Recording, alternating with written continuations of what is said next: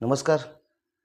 मी तुमचा लाडका गजानन IBC मराठीमध्ये तुमचं स्वागत आणि आज आपला एक नवीन विषय असणार आहे, की कालच राष्ट्रवादी काँग्रेस पक्षाचे शरद पवार गटाचे सर्वेसर्वा शरद पवार यांची अटीतटीच्या लढतीमध्ये राज्यसभेवरती बिनविरोध निवड झाली.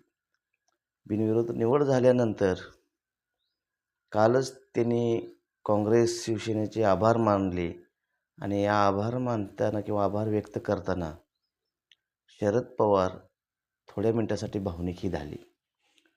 आता भावनिक व्हायचा विषय असा होता, की ज्या शरद पवारांना देशाचं पंतप्रधान व्हायचं होतं, देशाचे पंतप्रधान पद भूषवायचं होतं, त्या शरद पवारांच्यावरती आज अखेरपर्यंत अनेक भ्रष्टाचाराचे आरोप झालेत. आणि हे आरोप करण्यासाठी काँग्रेसमधलीच एक दुसरी फळी, जी नेहमी त्यांच्याबद्दल त्यांच्यावरती असणारं निरीक्षण किंवा त्यांच्यातील होणारे व्यक्तिगत आरोप यावरती नेहमी ते चौकशी सडकून चौकशी करायची, की ज्यामध्ये शरद पवार हे त्या आरोपामध्ये गावले पाहिजेत. आणि या सर्व चौकशीसाठी किंवा या सर्व निरीक्षणासाठी महाराष्ट्रातील काँग्रेसमधील काही बडे नेते देखील सामील होते.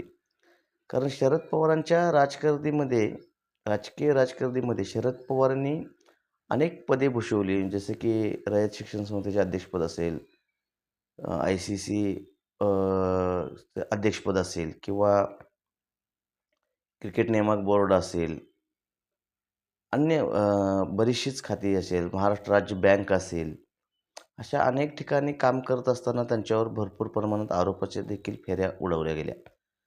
तेलगी घोटाळा असेल किंवा 2G सिस्टम घोटाळ्याच्या आरोपीचे ते प्रकरण असेल किंवा बारामतीतील जागा खरेदी व्यवहार प्रकरण असेल, पुण्यातील IT क्षेत्रामध्ये प्रकरण असेल, असे अनेक आरोप त्यांच्यावरती आज अखेरपत्र झाले. पण त्या सगळ्या आरोपाला त्यांनी सूचक असं उत्तर आणि सूचक असे विधान केलेले आहेत. ज्यावेळी शरद पवार राज्यसभेवर जाणार त्याच्या अगोदरचा 1 महिना कालखंड त्यांचे पुतणे अजित पवार यांच्या निधनाने शरद पवार एकदम भावनिक झाले होते. आणि त्या भावनिकतेच्या आधारे कदाचित अजित पवार गटाचं शरद पवार गटात परत विलीकरण होईल असं त्यांना वाटत होतं. पण ते विलीकरण काय म्हणजे स्ट्रॅटेजी बॉक्सचे नरेश आरोजा असतील, तटकरे असतील, पटेल असेल यांनी ते विलीकरण होऊ दिलं नाही. म्हणजे ज्या पद्धतीनं अजित पवार गटात 4 राष्ट्रीय नेते होण्याच्या मार्गावरती आहेत. धनंजय मुंडे असतील, छगन भुजबळ असतील, सुनील तटकरे असतील किंवा प्रफुल्ल पटेल असतील. त्यांनी ज्या पद्धतीनं अजित पवार गटाच्या आमदारांच्यावर कमान ठेवलेली आहे. ती कमान मोडीत करण्यासाठी सुप्रिया सुळे, रोहित पवार यांनी शरद पवारांच्या माध्यमातून पार्थ पवार, जय पवार व सुनेत्रा पवारांच्या अनेक गोष्टी ऐकून घेऊन ते विलीकरणासाठी प्रयत्न देखील केले. त्यातूनच त्यांना असं जाणवायचं होतं, की राज्यसभेवर कदाचित 2 खासदार आपले निवडून जातील विलीकरण झाल्यानंतर. पण तसं कोणत्याही प्रकारचं या ठिकाणी हे झालं नाही.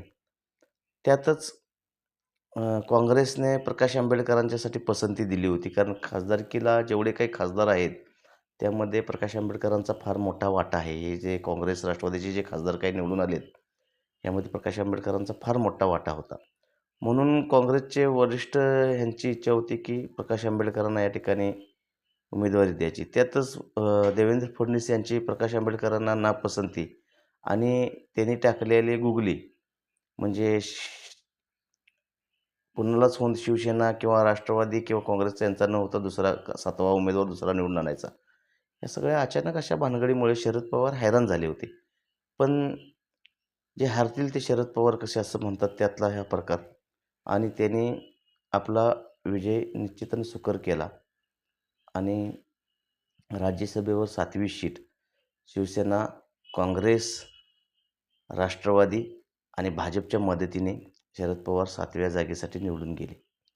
हे सगळं होत असताना त्यांच्या तोंडातून एक शब्द गेला, की त्यांनी पंतप्रधान पदाच्या उमेदवारीच्या कालखंडामध्ये ज्यावेळी ते पंतप्रधान होऊ शकले असते, त्यावेळी काँग्रेसच्या सगळ्या वरिष्ठ देशातील नेत्यांनी सोनिया गांधींच्याबद्दल अपशब्द वापरलेल्या शरद पवारांना पंतप्रधान करायचं नाही असं ठरवलं गेलं आणि शरद पवार यांची पंतप्रधान पदावरून हुलकावणी त्या ठिकाणी बसली गेली.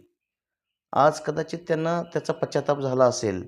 वयाच्या 82-84 वर्षाच्या आसपास असताना त्यांना त्याचा पश्चाताप झाला असेल किंवा राज्यसभेवर ज्यावेळी निवडून गेलेला पैलवान जेव्हा छड्डू ठोकण्याच्या तयारीत होता, पण आता छड्डू ठोकून उपयोगाचं नाही आहे, कारण महाराष्ट्र केसरी किंवा भारत केसरीसाठी दुसऱ्याची निवड झालेली आहे, असं समजून त्याने आपलं सर्व चुका मान्य केल्या आणि त्यांनी जाता जाता एक शब्द बोलले, की माझ्याकडून ज्या झालेल्या चुका आहेत, मी सोनिया गांधींच्याबद्दल जे परदेशी महिलेला पंतप्रधान करायचं नाही, हा जो अजेंडा मी देशात तयार केला, या अजेंडामुळे आज देखील सोनिया गांधी पंतप्रधान होऊ शकल्या नाहीत आणि शरद पवार देखील पंतप्रधान पदाच्या उमेदवारापासून पोहोचू शकले नाहीत. ज्या उमेदवारांचं किंवा ज्या पक्षाचे 4, 6, 7, 8 खासदार असतात, अशा उमेदवारांनी त्यावेळी केलेल्या मागील चुका त्यांना आज ह्या 21व्या शतकात त्यांना ते दिसत आहेत, दिसलेले आहेत. म्हणूनच त्यांनी आपला सगळा रोख, सगळा माफीनामा संपूर्ण त्यांच्या टीव्ही चॅनलांच्या माध्यमातून, यूट्यूबरांच्या माध्यमातून किंवा सोशल मीडियाच्या माध्यमातून त्यांनी जाहीर सोनिया गांधींची माफी मागितली आहे.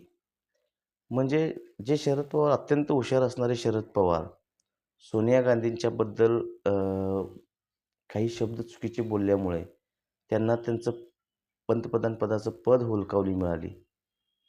पण या राज्यसभेसाठी निवड करण्यासाठी काँग्रेसने त्यांना दिलेला पाठिंबा आणि त्यांची बिनविरोध झालेली निवड हेच सांगून जातं, की शरद पवारांनी राष्ट्रवादी पक्ष जर स्थापन केला नसता, तर निश्चितच आज शरद पवार देशाचे पंतप्रधान झाले असते, देशाचे पंतप्रधान असते.